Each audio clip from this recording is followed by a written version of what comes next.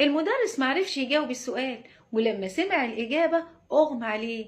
ده إيه السؤال ده اللي إجابته تخلي المدرس يغمى عليه؟ كان في تلميذ راح للمدرس بتاعه وسأله، قال له: أنا لو سألتك سؤال يا سيدي ومعرفتش تجاوبه هتمنحني إيه؟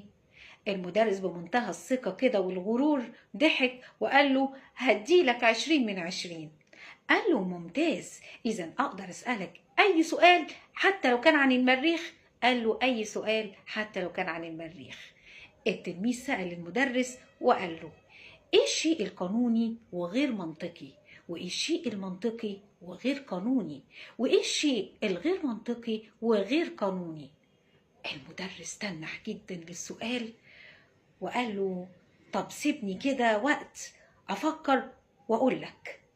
المدرس قعد يفكر يفكر يفكر، معرفش خالص الإجابة. جه للتلميذ وهو بكل أسف وقال له: أنا همنحك 20 من 20.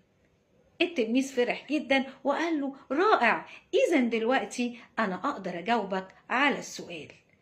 قال له: أنت عندك 55 عام، متزوج من واحدة عندها 21 عام، وده شيء قانوني وغير منطقي. وهي تعرف شاب عنده 20 عام، وده شيء منطقي بس غير قانوني.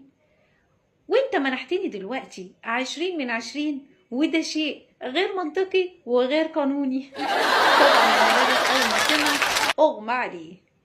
واوعى تنسى ان من جوه دماغك هنطلع اللي ما يخطرش على بالك.